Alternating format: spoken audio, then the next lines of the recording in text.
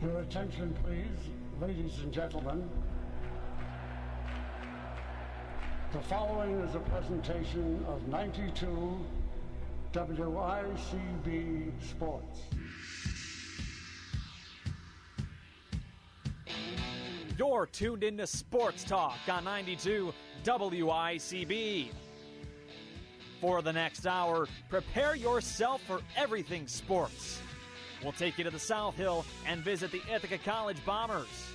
It's long on the near side, gives it back, open shot, score! Tie game! James Manila and the Bombers have tied it at 6. We'll also travel to the East Hill and visit the Cornell Big Red. Joe in the slot, back in to run, and she scores! Lorianne Rougeau with 10 seconds left.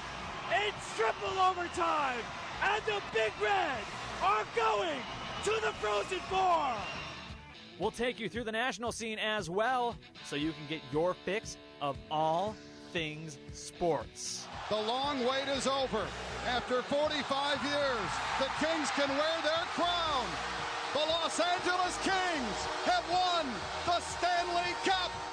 So prepare yourself for the good. The payoff pitch on the way, swung out and missed. Strike 3, he's done it.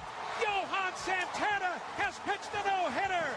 Put it in the books, in the history books. The bad.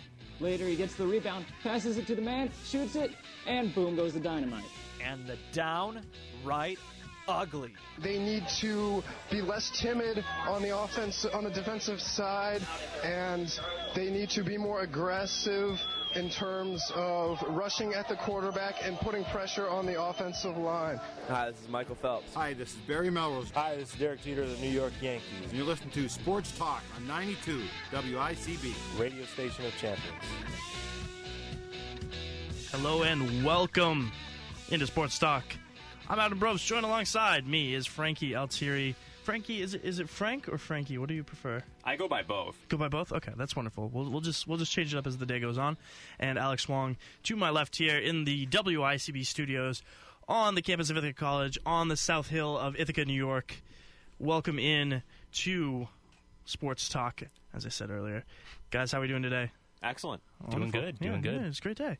Let's just get right into it. Some Bombers football action happened yesterday.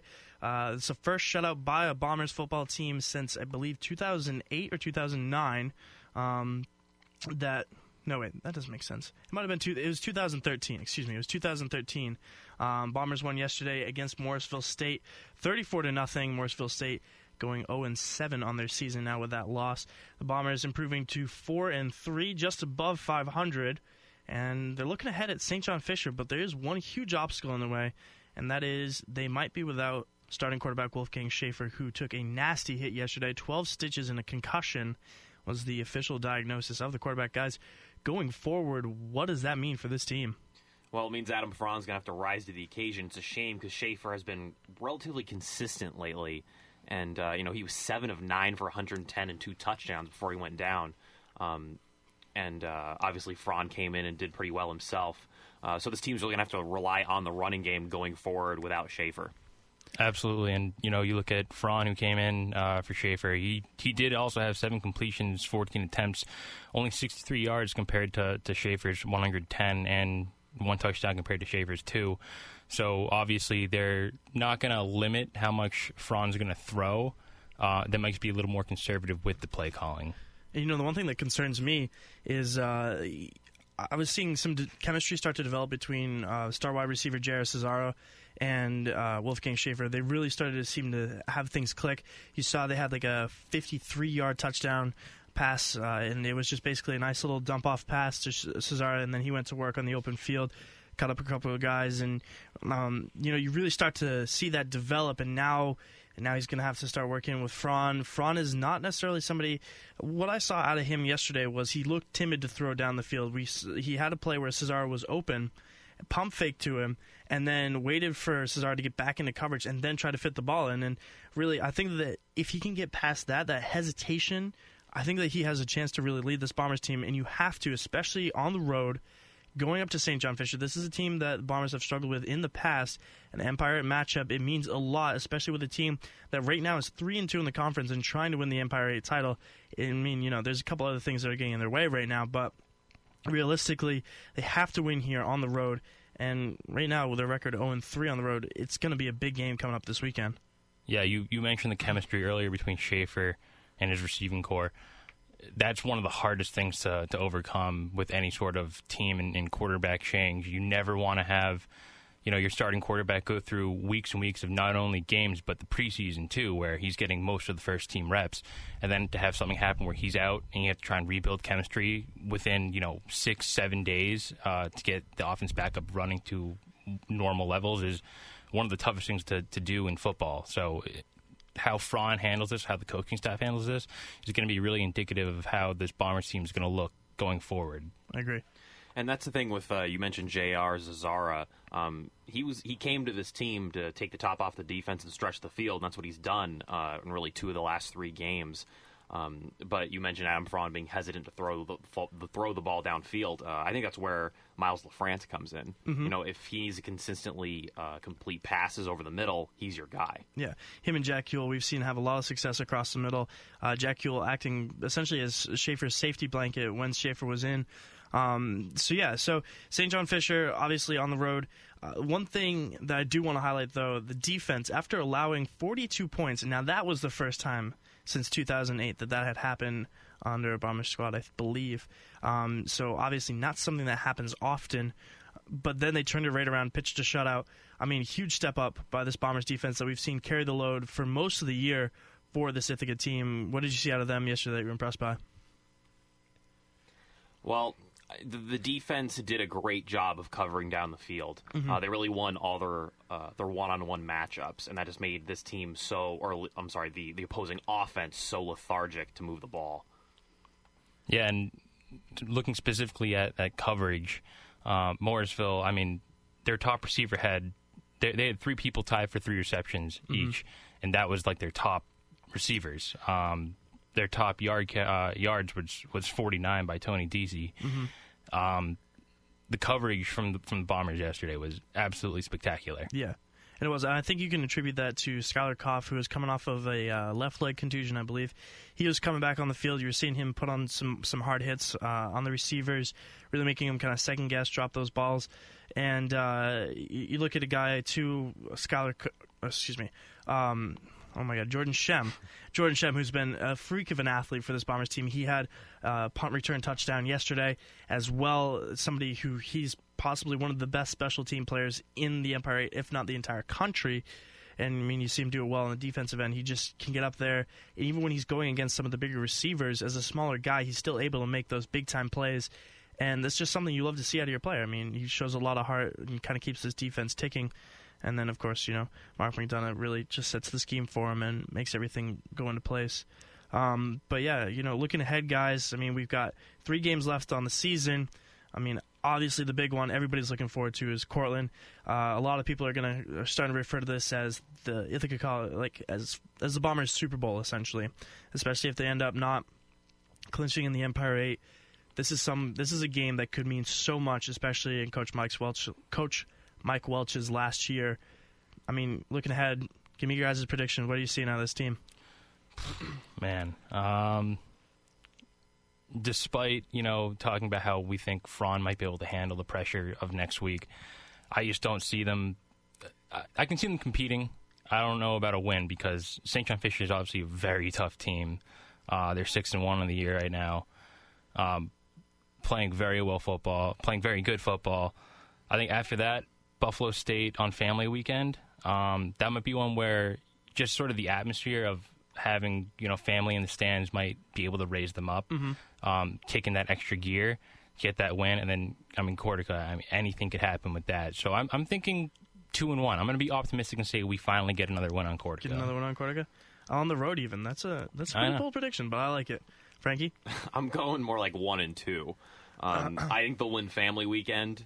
I think they will drop against St. John Fisher, making them to go 7-1 on the season.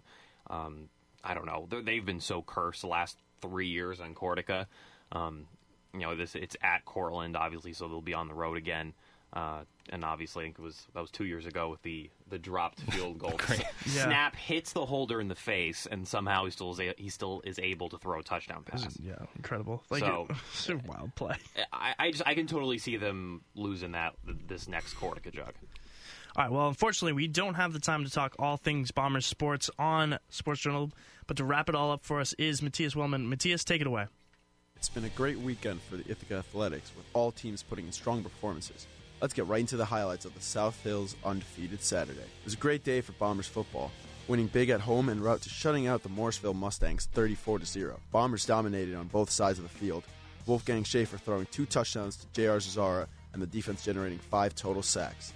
The winless Mustangs were smothered by the Ithaca defense, with their lead running back gaining only 47 yards on 14 attempts. The women's soccer team continued their strong run with a comfortable 2-0 win over Empire 8 foe St. John Fisher College. The 2-0 win was the 8th shutout of the year for the team, with their defense allowing 1 shot on goal by the Cardinals. Megan Nash scored 9 minutes into the game, and Jordan Haynes doubled the lead in the 37th minute. With the win, the team clinched a berth into the Empire 8 championship.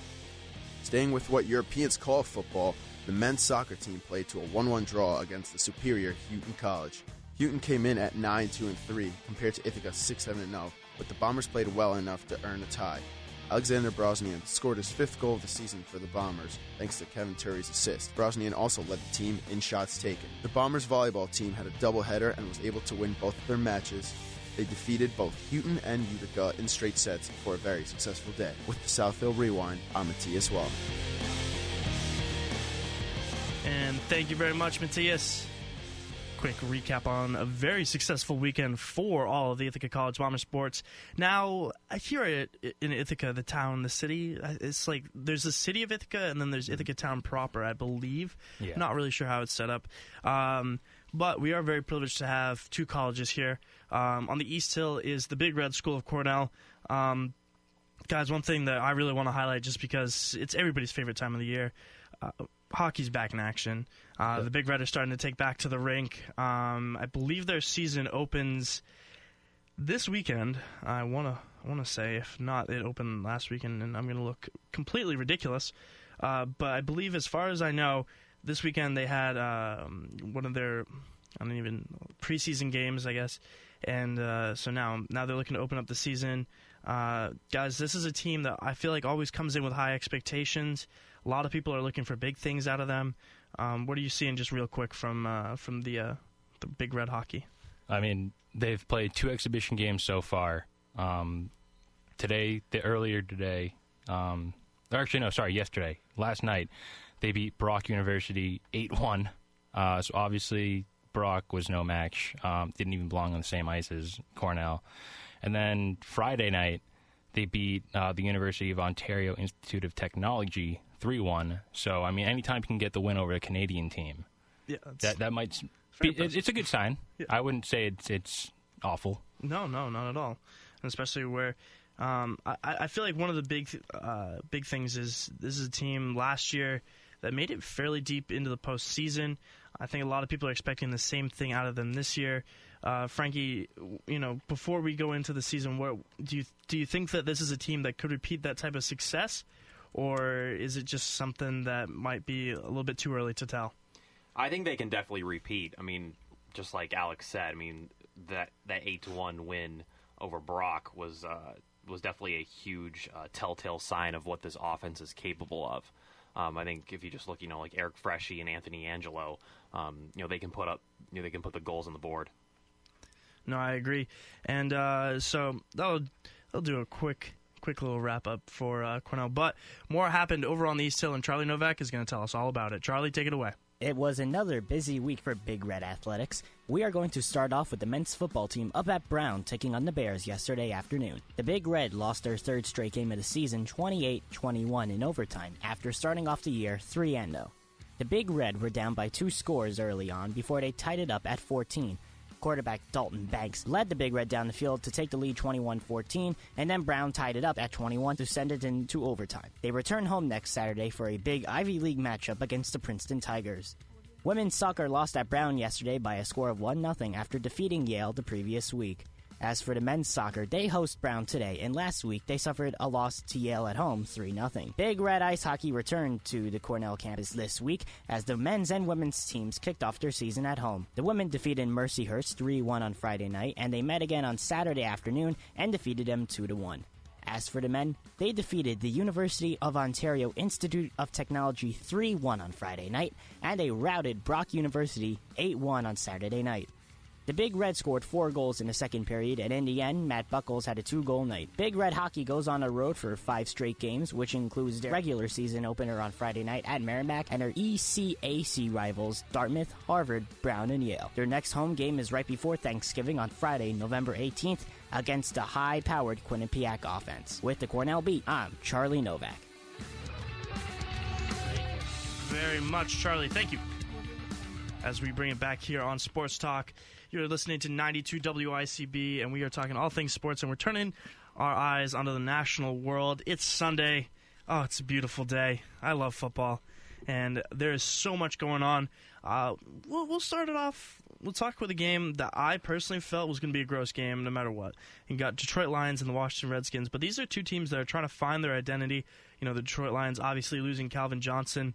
He was the face of their franchise, Madden cover athlete, a superstar receiver, and now the Lions trying to recover, trying to find their way. And then you look over at the Washington Redskins. This is a team that has struggled in the past. You got Kirk Cousins now, and he's starting to really develop into their quarterback. And I don't know. This, like I said, this was a game I expected to be ugly. Final score of that one was 20-17. So relatively low scoring, but still, I mean, there's a lot of action going on in that game, guys. What'd you see? Well, these are two huge wild card teams, and I've been so impressed of how Matt Stafford has been really taking control of this offense this season. And you mentioned Calvin Johnson. I think this receiving core is doing just fine without him. You look at Marvin Jones, 4 catches for 94 yards, including a 52-yarder. Golden Tate, of course, really reliable, 6 catches for 93. And then Bolden, the old veteran, had a touchdown on the day. So I think the Lions really have been able to move the ball very well in the last few weeks, and they're sitting at 4-3. And obviously they're in a very competitive division with the Vikings and obviously the Green Bay Packers as well. But the Redskins really, it was a shame their defense really gave away this game at the end. It also helped the Lions that Josh Norman got hurt. Yeah, and that, like you said, that really, Josh Norman went out with a concussion or possible concussion. I don't know if it's been confirmed yet, and I don't want to be the one to break that news and look like a dummy. But yeah, I mean, Washington really has done a lot to step up, I feel. You got Deshaun Jackson as a wide receiver. They got him out of Philly, 2 seasons ago. Now you got Kirk Cousins. He's playing well. And then, like you said, Josh Norman going out, that's going to hurt their defense going forward. I'm curious to see, how they recover and, kind of work towards that. But, yeah, I mean, Alex, you got anything to add here? I mean, Matt Stafford's one of those guys where you think he's out for, I have him in fantasy this week. Mm-hmm. Cam Newton's on a bye, so I have to play Matt Stafford, which isn't my top choice, but he'll always do that thing where he'll put up like 60 yards in the first half, and you think, their Lions are going to get absolutely blown out. And then he'll come back in the second half or in the fourth quarter and absolutely just put on a tremendous performance. And as we saw today, with like 16 seconds left, the game-winning touchdown pass to salvage it. I mean, he's always going to give you a heart attack, whether you're a fantasy owner or whether you're a Lions fan, fan of the other team. Mm-hmm. He's just one of those guys where you can really never count him out because of the tools he has. It's just sort of like the mental thing with him where if you can get over throwing into like double, triple coverage, he's going to remain, I should say, one of the better quarterbacks in the league. Yeah, and I think that's a great point because I think a lot of people sleep on him.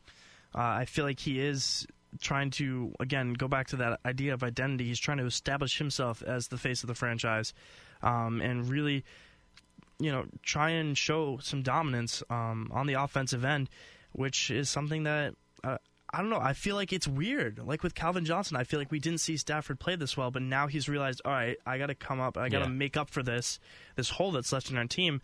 And so far, I mean, he's doing pretty well. Yeah, he doesn't feel like he has to force the ball to Johnson anymore. Because, I mean, if you're a quarterback with Calvin Johnson, you're going to want to throw him the ball because there's always a really good chance he's going to come down with the catch.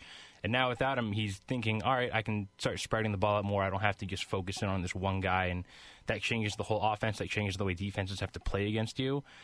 So, I mean, I don't want to say losing Calvin Johnson is a good thing, because you never want to lose someone of that caliber. But it's almost helped, in a way, develop Matt Stafford.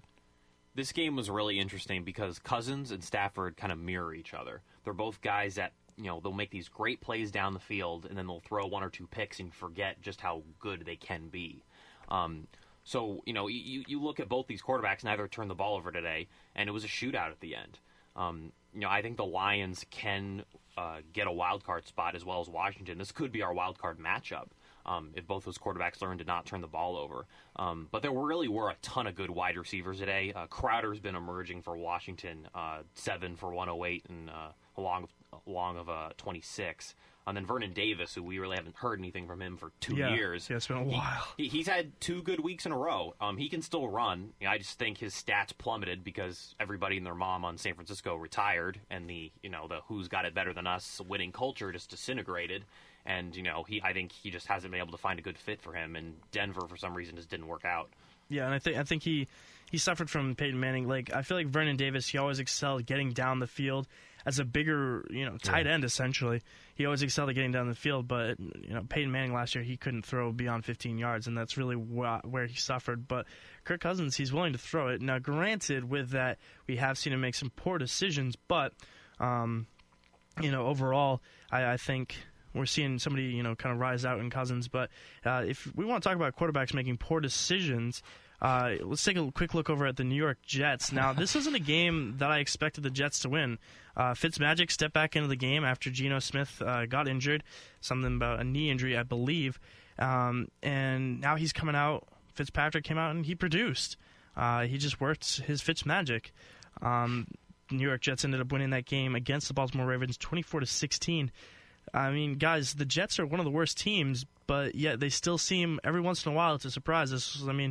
Talk to me about it. I mean, what are you thinking? I think it's more that the Ravens blew this, because the Ravens have lost 4 games in a row. They started the season 3-0. We all thought, okay, the Ravens of 2014 are back. But really, they've just plummeted in the last 4 weeks. Even look at Ravens' defense. They only gave up, just over 200 yards passing between Smith and Fitzpatrick. So, with that being said, I think it's more of the Ravens forgot to show up today. They haven't shown up for a month, rather than the Jets winning this game on their own. Right. But, Geno Smith lasting 8 passing attempts, and then he's out again. Yeah. That's what I always say about Fitzpatrick, of how overpaid he was this year. He would never even have sniffed the field, because Geno Smith had already won that position 2 years ago, and then because he got his face smashed in the locker room, that's exactly why he had the season he did last year. So, the Jets quarterback situation is just so interesting. It's a combination of overpaying Fitzpatrick and just really bad draft picks, and that's where they find themselves now. That might be the magic behind Fitzmagic, is you need the starting quarterback. He needs to become the backup and then have the starting quarterback get hurt by any means necessary, and then he starts to play good. He was playing too good for too long as a starter that the magic wore off. So now, we might be seeing the Ryan Fitzpatrick of last year this year again. So do you think he snuck in and just caught the back of Geno Smith's name? I'm not ruling anything out. Patrick's a smart guy. He went to Harvard. People forget that. Have you seen the Ryan Fitzpatrick wheel of progress? Yeah, I have. Of how it goes of quarterback gets injured or is bad, he replaces him, does well, gets paid, does awful, gets benched, gets cut. That's usually and then just gets picked up again. He's phenomenal. His resilience in the league is spectacular. But yeah, like you guys were saying, Baltimore has not played well in a while. I think on the defensive end, they're missing the presence of Terrell Suggs. Suggs, he was one of those guys that was a remainder from that team with Ed Reed, Ray Lewis. Yeah. The tough the football team. Of it. Yeah.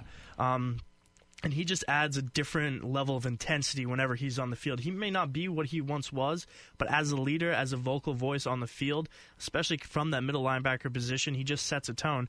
And then you look over at Joe Flacco. 2 interceptions, no touchdowns. He was throwing the ball a lot, but there was nothing really to show for it. And so, yeah, I think that this is a team that's kind of lost its way. And, I mean, who is he throwing to? I mean, Mike Wallace had 10 catches on the day. And then, what next? Dennis Pita? Like, it's not like he has the weapons that he used to have, too, with Torrey Smith and Bolden. When he won the Super Bowl. Yeah, exactly. That was the Super Bowl team.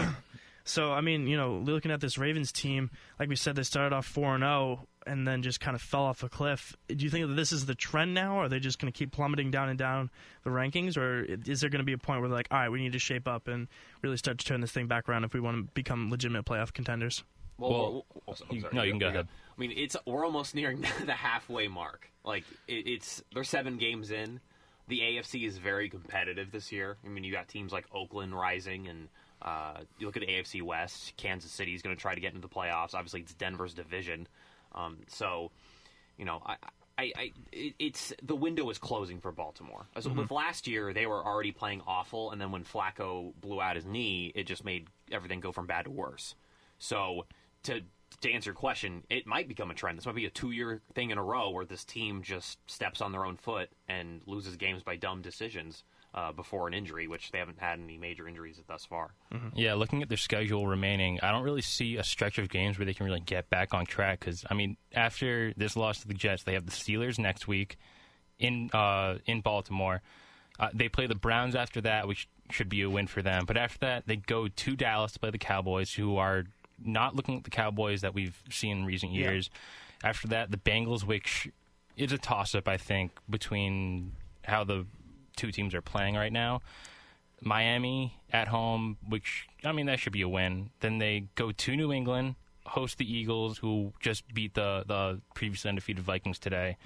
Then they go to Pittsburgh and to Cincinnati to finish it out. So there's really not like a clump of games where they're playing like, a Browns, Jaguars, Titans sort of stretch where they can get it. Teams. Yeah, they can get it back on track, get their mojo back. Every time you think they're going to win, they've got a game right after that's going to punch them right in the gut. Yeah, no, and it is. I think it's going to be a difficult schedule for them. And real quick, I just want to bring up, you guys were talking about Dallas, how there's that certain, now they've started to cultivate a bit of a winning atmosphere with Dak Prescott, Ezekiel Elliott in the backfield. I mean, guys, it's been the question all week. Do you turn to Romo when he's back and healthy, or do you stick with the hot hand and keep Dak Prescott in there as long as he's doing well? Absolutely not. But I think Jerry Jones is dumb enough that he will throw Romo in. I mean, here's the thing. But it shouldn't be Jerry Jones' decision. It shouldn't be, but it always is, because he puts his nose where it doesn't belong. Because here's the thing. Romo in 2014 and that beginning of 2015 before he got hurt, that is the best football I've ever seen him play. He wasn't making, bonehead mistakes. He wasn't forcing the football, and the Cowboys were winning. And if Des Bryant doesn't stretch out and just hug the football, Dallas might have beaten Green Bay that day.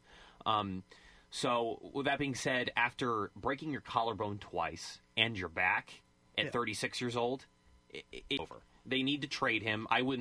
People have been saying they need to trade Des Bryant too. I wouldn't throw in the towel on him yet. No. But Romo needs to be traded. Dak Prescott, he's brought a new edge to this team. I know he's a rookie, but the kid plays without fear.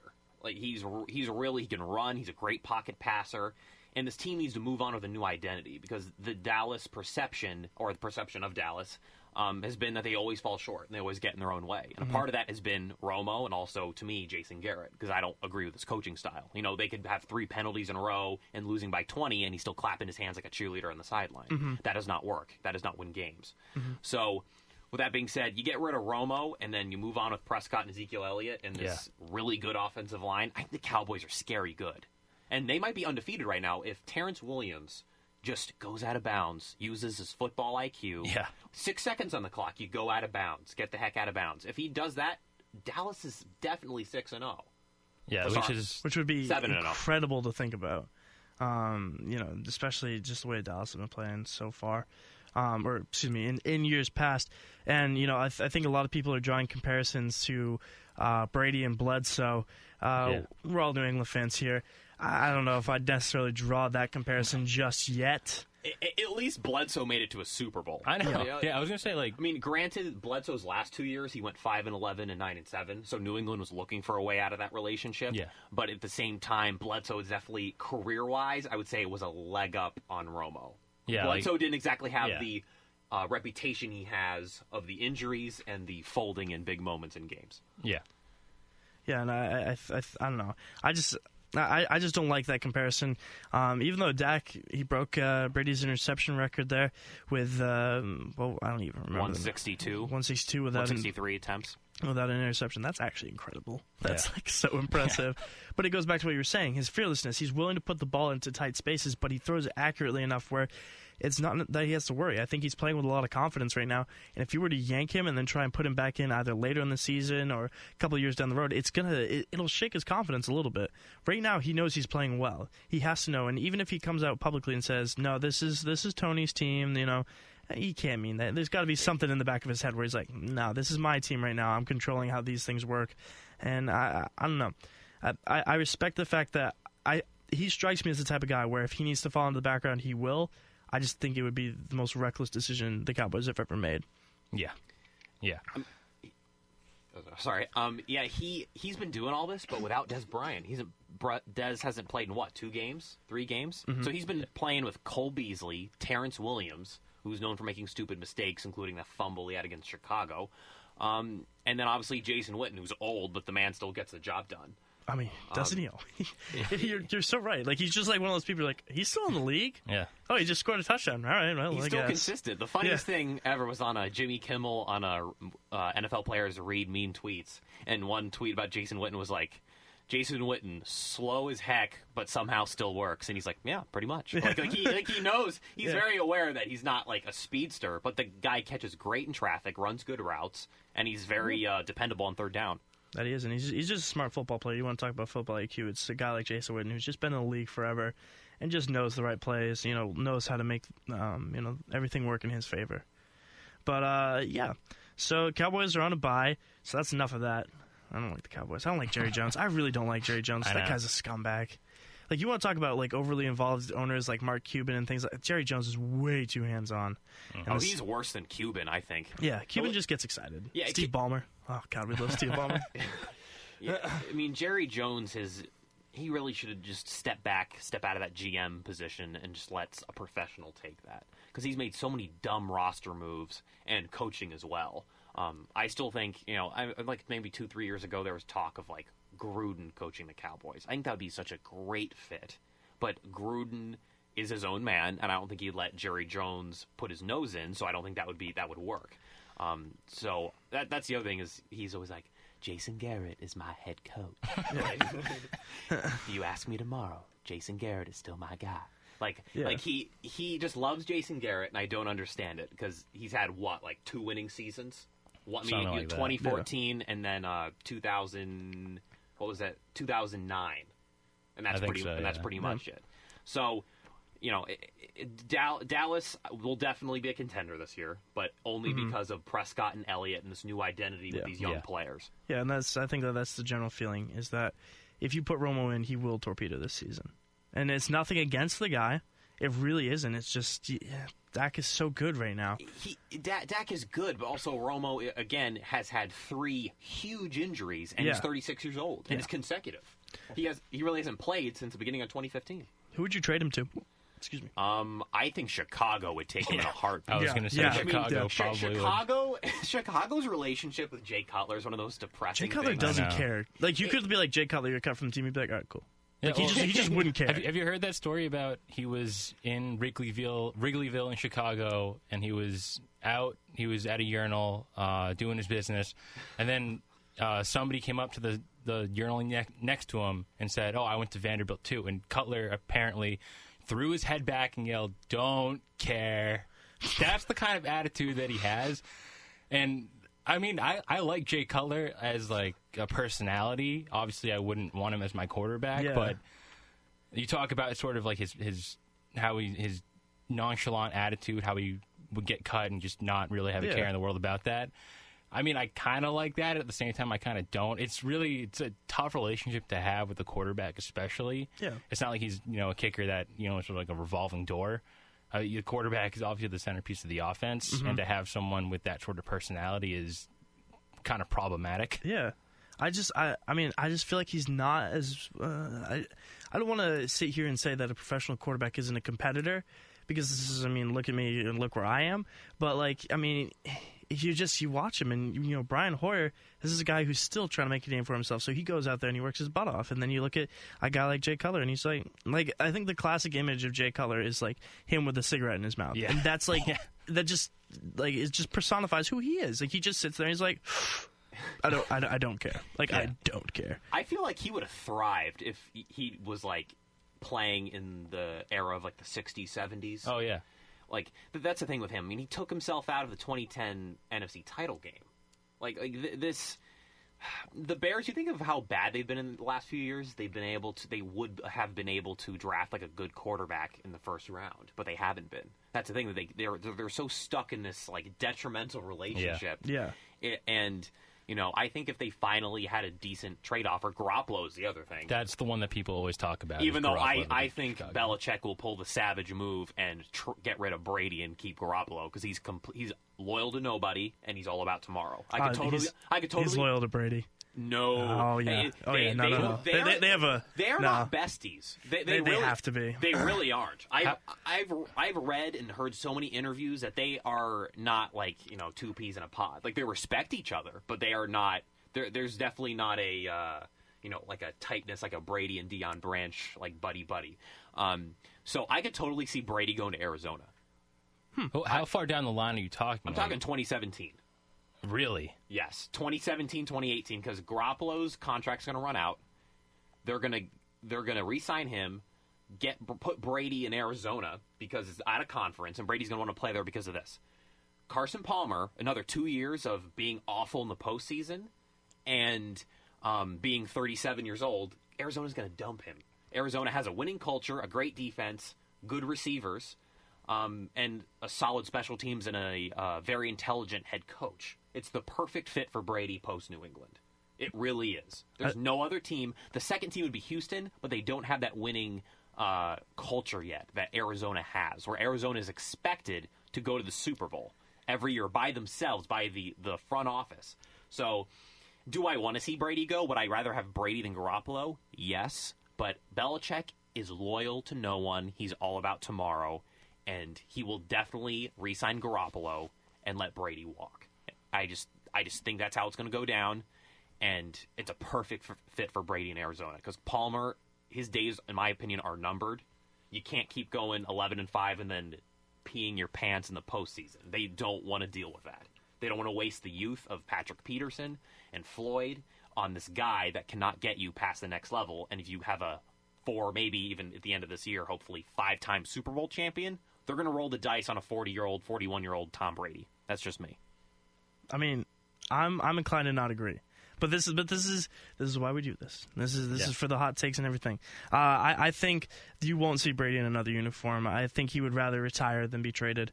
He just seems like one of those guys that I quote, "When I suck, I will retire." I do not think he will let New England change how, when, and where he's going to retire. It's when he is bad, he will retire. I don't think it's about New England. I think it's about him. Here's the thing. Belichick always says, I'll do whatever is best for the team. So we always talk about how Belichick sort of has that sixth sense of letting players go before they hit that decline. I think Brady might be smart enough to see, Belichick's talking about trading me or cutting me. I trust in him. It might be time. Maybe he gives it another season. But I think he knows well enough that if Belichick's getting ready to get rid of somebody, it might be because that he sees that they're getting there in terms of a decline. He might bow out before he can ruin his reputation in somewhere like Arizona or Houston. But Arizona, I don't think he'd ruin his reputation there. There's so many great pieces there that he would work with. That's the thing. They're not trading him to Jacksonville.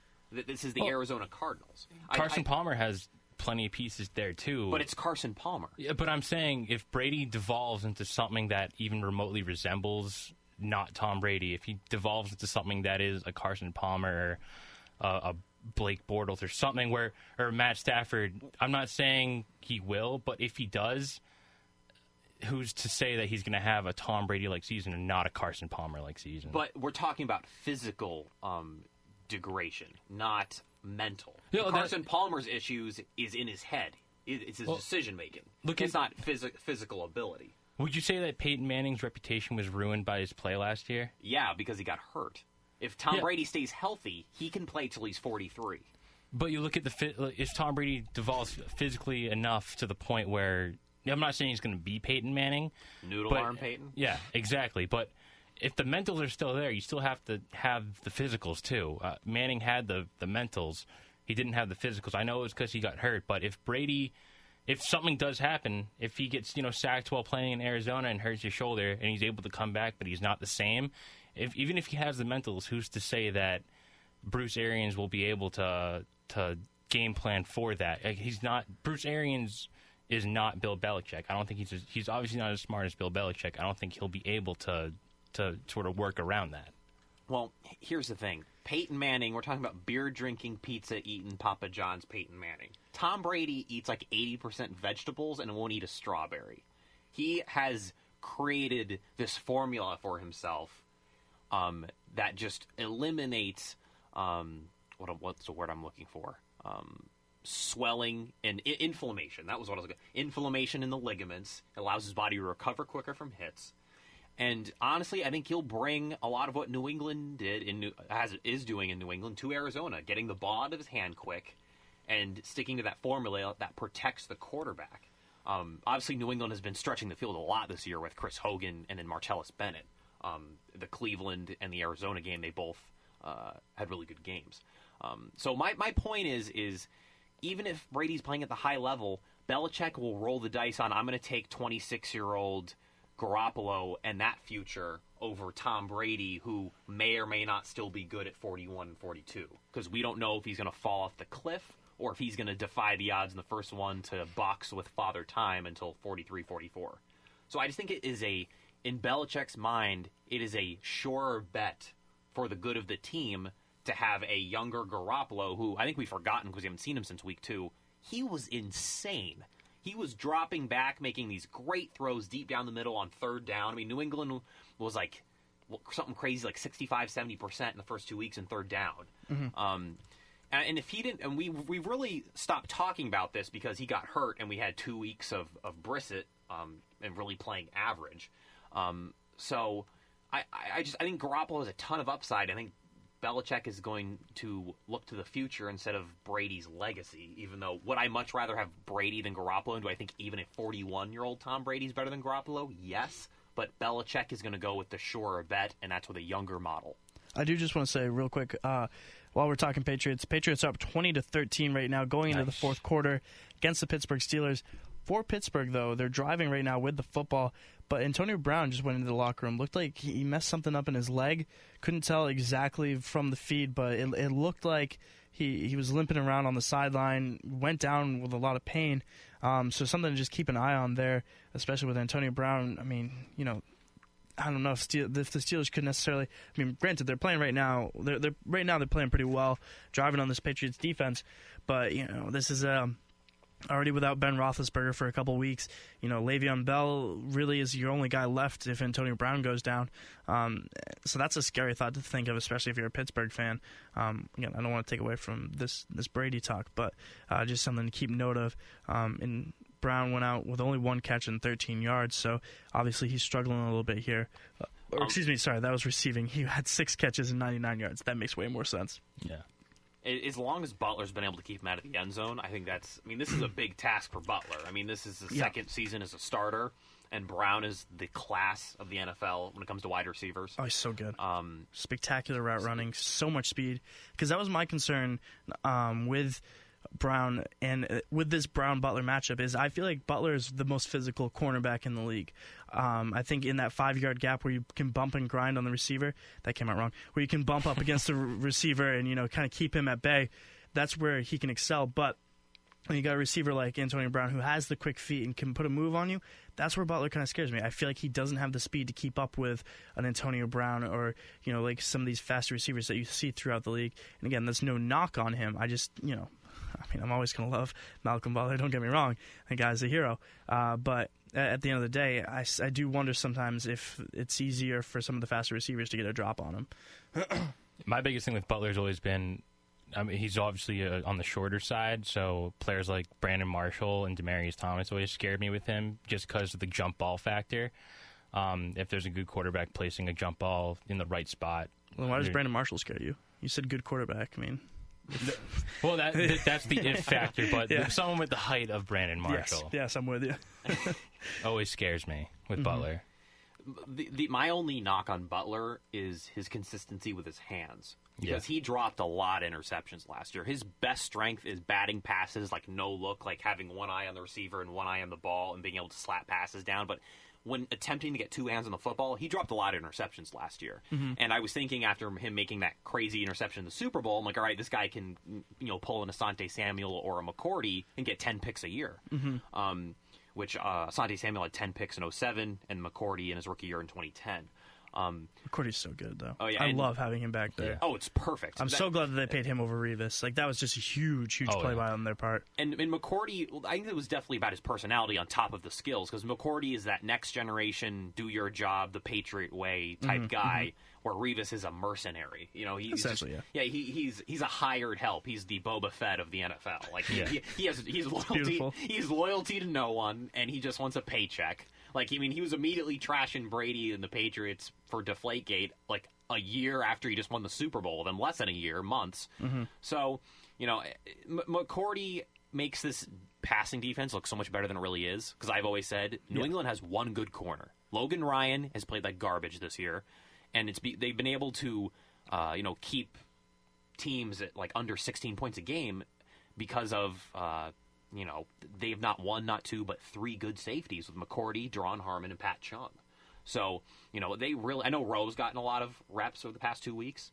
Came in at the end of last week, played pretty well, and he's been playing a decent amount today. But I just think Logan Ryan, teams pick on him on third down. They look for him. On 3rd and 10, 3rd and 12 situations, he gets incinerated. And then he's awful against top-tier receivers. A.J. Green had, 79 yards before halftime, or, the beginning of the third quarter. When Logan Ryan was on him, then they started switching it up a bit.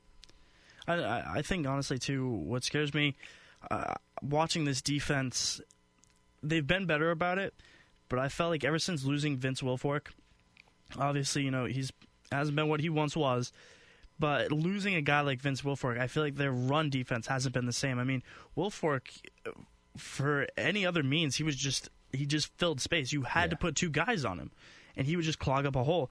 And now they don't have that big presence on the line. I mean, obviously, you look to a guy like Chris Long, who's been playing pretty well for them, especially on the outside. Again, the Chandler Jones trade, that kind of messed with me a little bit during the summer. I was questioning that, and now especially, it seems like they really got nothing out of that after cutting, I don't even remember the guy for it, but they cut, the guy they traded for. Offensive lineman for the Cardinals, Yeah. I said Dwayne something? I don't know. That's what we have the internet. I mean, I'm literally staring at my computer. I literally when that trade went through, I was in Disney World and my phone went off and I got the update and I was like, who?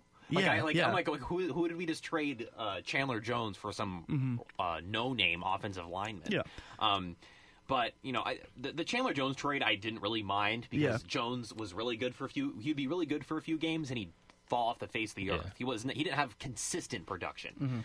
But I totally agree with you when it comes to the line. Chris Long is great, but he's more of a pass rusher than a run stopper. Same thing with Jabal Sheard. So, New England has not had that plug up the holes type guy since Wilfork left. Yeah, they really haven't. And, they have been doing a great job rushing the passer. You got Ninkovich, Chris Long, Sheard. I mean, these are guys that do. They do a good job getting into the passer, but they just don't have anybody to clog up the middle. Yeah, going back to the Chandler Jones trade, they traded for Jonathan Cooper. Oh, okay. He was the 7th overall pick in 2013 out of North Carolina.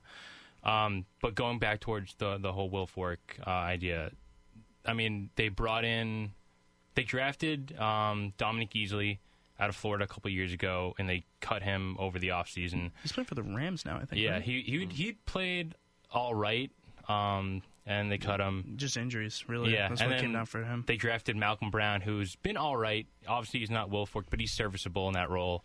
A little bit bigger than Easley, too, more of a run stuffer. And people forget that they brought in Terrence Knighton, pot roast. Yeah. And he just didn't work out for whatever reason. He was sort of like Hainsworth oh my God. back when they had I was going to say, yeah, you remember? Hainsworth. Just the big, for some reason, the big-name guys at nose tackle that we don't draft just don't work out for us for whatever reason. We're going to take a quick break here. We're going to turn into the last out, where Matt Hornick is going to open up, talk about the NBA season right here on Sports Talk. The wait is finally over. We were patient all summer, and now we are being rewarded. This Tuesday marks the return of the NBA, and I could not be more excited. There are so many storylines that I have waited to see play out for months now, and Tuesday is the day they will all come into fruition. The Lakers can finally move on from Kobe and start over with Brandon Ingram, D'Angelo Russell, and all of their young talent. The Spurs can officially exit the Tim Duncan era and enter the Kawhi Leonard era with the hopes of winning their 6th championship under Greg Popovich. And most of all, what we've all been looking forward to see what the Warriors will be like with the addition of Kevin Durant to their already stacked lineup. But honestly, I'm just happy basketball is back. I'm ready to see what teams will surprise us this year and be good, and what teams will come out of nowhere and underachieve. I'm excited to see players on their new teams like Pau Gasol on the Spurs, Derrick Rose and Joakim Noah on the Knicks, and Dwight Howard on the Hawks. With this excitement, I'm going to make some predictions for this NBA season. Firstly, the Warriors will win less than 70 games this year. To anyone who thinks the Dubs can break their 73 wins record from last year, you're out of your mind. I don't care what kind of talent you have on your team, winning that many games in one NBA season is so incredibly difficult, even if they manage to stay healthy. Secondly, the Jazz will win 50 games this season and make it to at least the second round of the Western Conference playoffs. This is the year Gordon Hayward and the squad of incredibly talented young guys will figure it out and become a team to watch in the NBA. Derek Favors, Rudy Gobert, and the additions of George Hill and Joe Johnson will make this team reach its potential. Lastly, LeBron and the Cavs repeat as NBA champions. This team is almost the same as it was last year, and there is no one in the Eastern Conference that can hold a candle to these guys. I don't see the Warriors roster being as good as their talent says they will be, and so come finals time, they will be in prime position to bring back another ring to the land. The fact that basketball is back makes me so unbelievably happy. Tuesday can't come soon enough, and once it's here, a large hole in my heart will be filled. With the last out, I'm Matt Hornick. Thank you very much, Matt. And he's right. Tuesday, the NBA season opens. Pretty excited about that. Matt talked about it a little bit. A lot of moving and shaking in the NBA offseason. We saw Kevin Durant go to Golden State, Al Horford to the Boston Celtics. Now the Celtics trying to make some noise. Derrick Rose, Joakim Noah, Courtney Lee. I think Courtney Lee was the most important part of that transaction. Brandon Jennings going over to the New York Knicks. A lot of moving and shaking. Guys, look, we all assume Golden State is going to be the best team. They're going to win the championship. All this, that, the other thing. I still think that this is going to be a year worth watching, and I can't wait, personally, to watch Russell Westbrook go to work. Oh, yeah. I'm very excited. This is a guy who's already been playing with a chip on his shoulder, and now he's got, Durant firing back.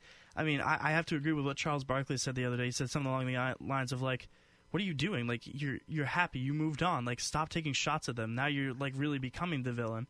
So you got a guy like Westbrook who's been known for making risky decisions, but I think that this could be his year. This could be his year where, like, his half-court shot, he just drains it. It's just, I don't know. I'm excited to watch the NBA season, and I know that a lot of people are saying there isn't a lot of parity, but we'll see what happens. I think there's a lot of parity, even though at the end of the day, I feel like, just like last season, the regular season is just semantics, because we all know it's probably going to be Golden State and Cleveland for a third year in a row. So boring. I think the Raptors can make a run this year. I think this is a huge, huge season for them, especially with Kyle Lowry opting out of his second year on his contract. So after this year, he said he'll explore. He says he wants to be a Raptor, but he's willing to look at other options. So I just think the Raptors need to throw all the money in the world at him, because him and DeRozan are this franchise. Mm-hmm. Especially now this team has experience. They have 3 straight playoff appearances. And I think they'll win this division again. There are a lot of people on ESPN that are picking the Celtics to win, but I just don't think they have the same experience to do that. I think the Raptors now, they were just so young, and now they have that same youth, but now they have that experience to complement it. This is still Cleveland's conference to lose rather. But I think Toronto can definitely make a lot of noise this year. Yeah, I'm especially excited to see the rookie class this year. It seems like this is one of the better rookie classes that we've had.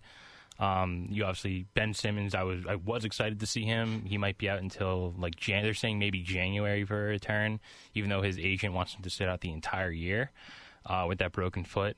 And then I was looking at the betting odds for Rookie of the Year, and back around the draft, they had Ben Simmons at plus 130 and the field at minus 200.